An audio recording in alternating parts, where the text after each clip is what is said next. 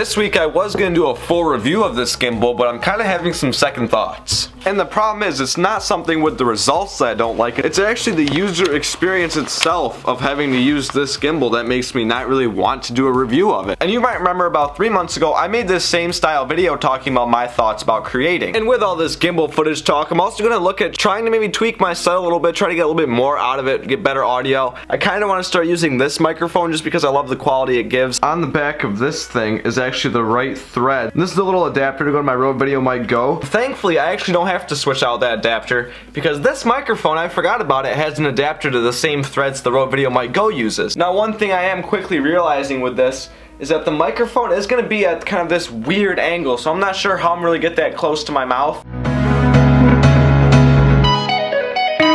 So right there is the microphone. This will be about where I'm sitting, so it's relatively close to my mouth. Alright, and this is the first test shot using the new audio setup with the blue snowball ice. I mean, I've had this microphone for a while, so it's not new, but I decided I'm going to try something new because I'm looking for a slight upgrade over the Rode Video Mic Go because I want to make that mic strictly for vlogging. Then I want to have a mic set up here for when I want to sit down and do this more IRL style videos. So comment down below if you think it sounds better. So I finished editing the first part of this vlog, and I like doing that so that way I kind of have an idea of where I want to take the story of the video, because I film it in very random orders. And I want to make this part kind of talking about what I was thinking when I was making the gimbal review. So although I only got to filming the B-roll of that video, that's usually when I make the majority of the script in my head, is when I'm out shooting B-roll for the videos. And with this product, it was relatively hard to gather my ideas because it wasn't as easy to use and it wasn't as fun of an experience, so I didn't really want to use it. But I would say in general that it's more of a lack of my own personal knowledge about the product. But then again, it also goes, since I didn't have a great time using it, I didn't really want to go out and use it. I didn't have the incentive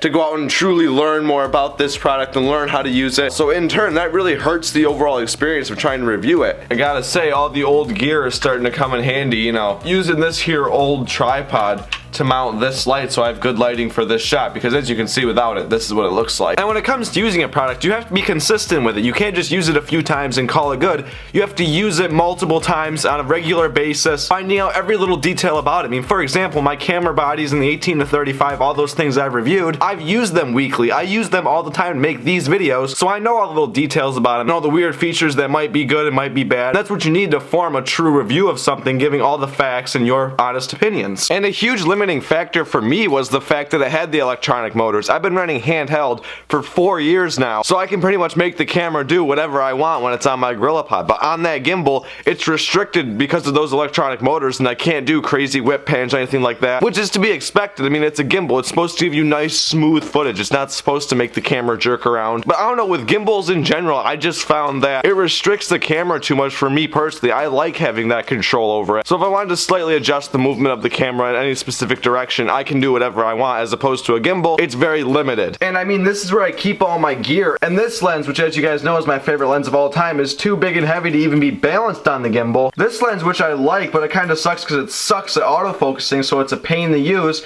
but when it does focus correctly, it looks really sharp, and I love the depth of field it gives. This fits on the gimbal, it's just the autofocus sucks. This lens is a decent lens overall. It's just not really that fast, doesn't really give that much depth of field, but it's really small and light, and it works really well on the gimbal. There's no problems with it there. The autofocus is fantastic. It's just the sharpness and the depth of field aren't quite there. And then the lens I have on the camera right now, the 10 to 18. Now, for my personal style of filmmaking, I don't really like using this lens for cinematic sequences.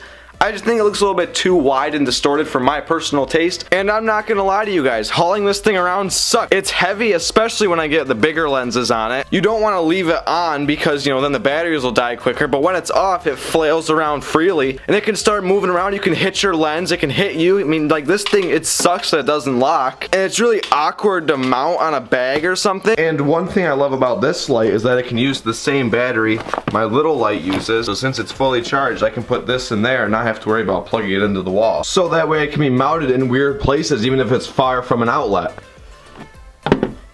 And cameras and camera accessories, they're tools. They're supposed to make your job easier. They're supposed to make the job go more efficiently and smoothly. So if you constantly have to battle with your tools and it slows you down, then they're doing the exact opposite of what they're supposed to do. So that's my feelings with the gimbal. I just couldn't really get it to do what I wanted it to do. It would slow me down out there in the field. I wouldn't be able to get as many shots. I wouldn't feel as creative. So overall, it was a tool that was hindering my process. So it's something that I decided I'm going to try to use more so that way I can learn more about it, because as I said, the results it gives are are absolutely phenomenal. But it's just my lack of knowledge and lack of experience that's hindering me from using it. And hopefully throughout this next summer, I'm going to use it a bunch more so that way I can get a bunch of test shots, learn a whole lot about it, and try to just overall do a better review next year about this gimbal. But that's it for me, guys. Thank you all for watching the video. I will see you guys next time.